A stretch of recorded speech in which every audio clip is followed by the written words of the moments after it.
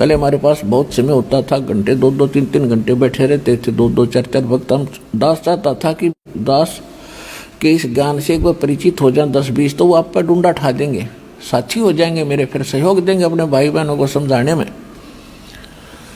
तो मैंने उसको समझाया कि गीता का ज्ञान किसने बोला? वो कहता श्री कृष्ण ने बोला। नहीं, यह सारी ये बात उलट हो रही है। यदि इतना सिंपल ये अध्यात्म ज्ञान होता तो सारे पार हो जाते आप। श्री कृष्ण जी ने तो पता भी नहीं मैंने गीता में क्या बोला था। उसको वो महाभारत का वो अंश दिखाया, श्री कृष्ण और अर्जुन की वार्ता, वो पढ़ कर हैरान रह गया कि हद होगी। श्री कृष्ण जी अर्जुन को धमका रहा है कि तू बड़ा बुद्धिहीन है, श्रद्धाहीन है, तूने वो गीता याद क्यों नहीं रखी जो मैंने युद्ध में बोली थी? और खुद कहता है कि मुझे अब याद नहीं, मैं पूरा नहीं सुना सकता। मैं देख ले तू, महाभारत में लिखी हुई। और आप तो कह रहे थे मैं खूब पढ़ा करता, खाक पढ़ा करते तुम। गुरु बिन काहुन पाया ज्ञाना, जो थोथा भूस छड़ मूड किसाना। गुरु बिन वेद पढ़े जो प्राणी, समझन सारे रहे अज्ञानी। फिर तो कति सुन्न हो गया। फिर दास लगा उसे बताने।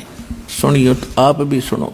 श्रीमद् भगवत गीता में 80% ज्ञान है वेदों वाला और 20% है इस काल के अटकलबाजी।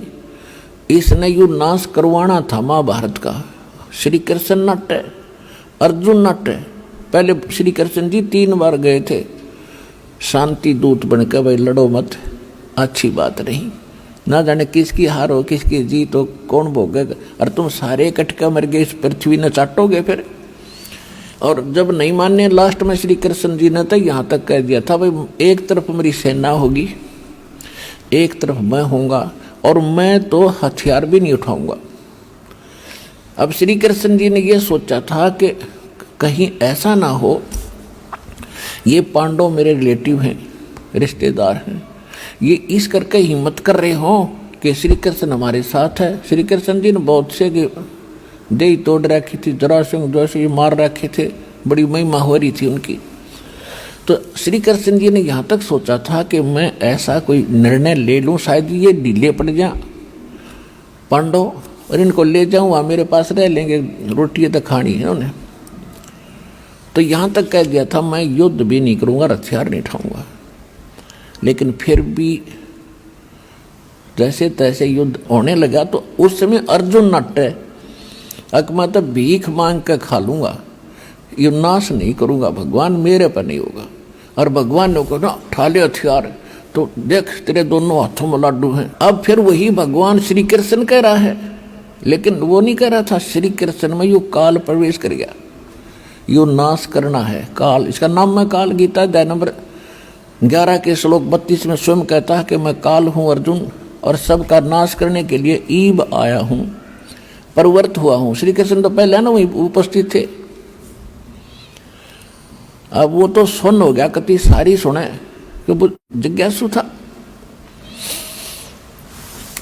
अब विचार कीजिए, उस समय अर्जुन कह रहा है कि हे भगवान हम तो भीख मांग कर खा लेंगे, ऐसा जुल्म नहीं करूंगा। भाई भतीजे, ये चाचे ताऊआ के बेटे भाई को दूर थोड़े होया करें, अराजी न मारूंगा मैं, और किसके लिए?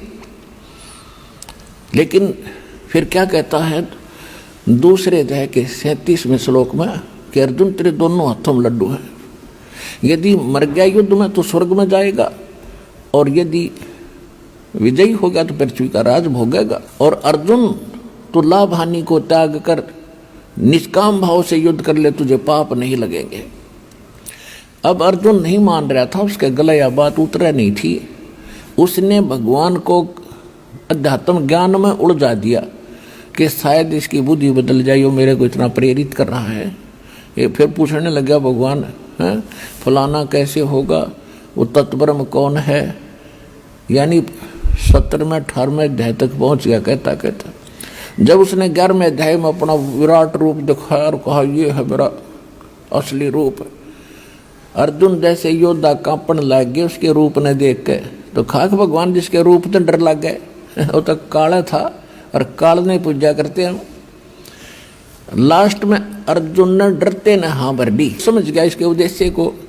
वो तो श्री कृष्ण ही मान रहा था कि श्री कृष्ण युद्ध करवाना चाहे है, और मन ने मना कर दिया। इसने फिर वो रूप दिखा दिया, मेरा तो हार्ट अटैक हो जाएगा।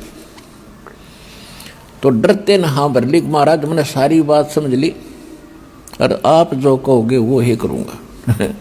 ठालिया लठ हो गया नाश। महाभारत का युद्ध समाप्त हुआ, कौरवों की हार हुई, पांडव विजयी हो गए। युधिष्ठिर राजगद्दी पर बैठा दिया और ठाठ से वो राज करने लगे।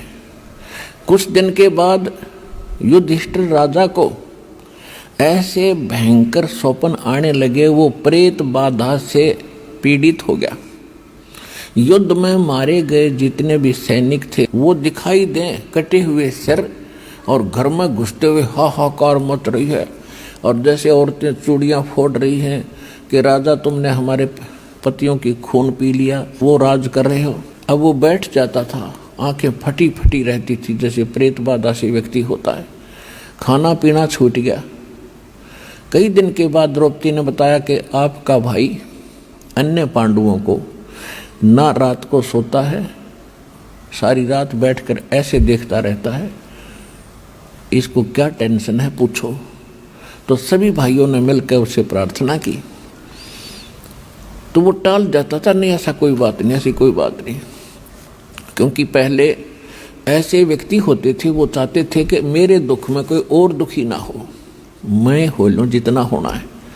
लेकिन फिर भी उन्होंने ज़्यादा आग्रह किया तो उन्होंने बताना पड़ गया कि मुझे ऐसा लग रहा है जैसे अपने घर में सिर कटे हुए धड़ ऐसे चले हुए आ रहे हैं और हाहाकार मच रही है और मेरा दिल कांपने लग जाता है।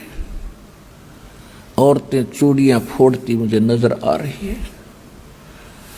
अब श्री कृष्ण जी इन पांडवों के धार्मिक गुरु भी थे, तो कोई भी दिक्कत आती है अपने धार्मिक गुरु के पास ही जाकर उसका समाधान किया जाता है।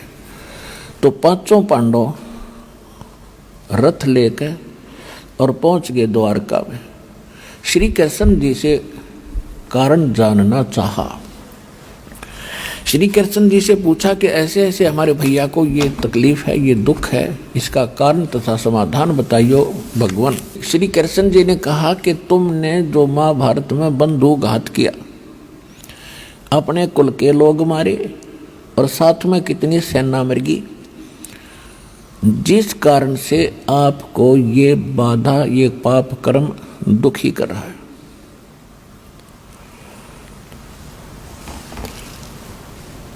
तो उस समय अर्जुन को एक बहुत जबरदस्त झटका लगा कि कमाल की बात होगी, जब महाभारत के युद्ध होने से पहले मैं मना करूं था भगवान, मैं नहीं युद्ध करता, और अर्जुन का मना कर देना युद्ध खत्म हो जाना था। मैं मना करूं था, मैं युद्ध नहीं करूंगा, मैं पाप नहीं करना चाहता, इस पाप के अन्न को नहीं हम इकट्ठा करना चाहते। और उस समय तो ये कह रहे थे अर्जुन तेरे दोनों हाथों में लाडू, मर गया तो स्वर्ग जाएगा और विजयी हो गया तो स्वर्ग का राज भोगेगा, और युद्ध कर ले तुझे पाप नहीं लगेंगे। और आज ये भगवान कह रहे तुम्हें वो पाप लग गए जो युद्ध में आदमी मारे थे।